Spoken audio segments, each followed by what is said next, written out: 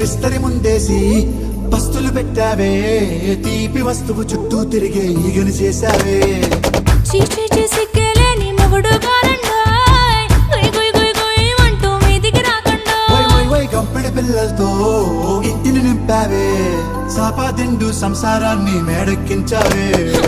ఇరుగు పొరుగు ముందు సరసాలొద్దండో, రాకెట్టి పడుకోరే కుక్కలాగా మీ వాళ్ళు, ఏం చేస్తాం ఎక్కేస్తాం మిట్టాగే డాబాలు. పెళ్ళయి సన్నాళ్ళే అయినా కానీ మాస్తారు, తగ్గేదే లేదంటూ నా కొంగనికే పడుతుంటారు. హే గోదారి గట్టు మీద రామసలకావే,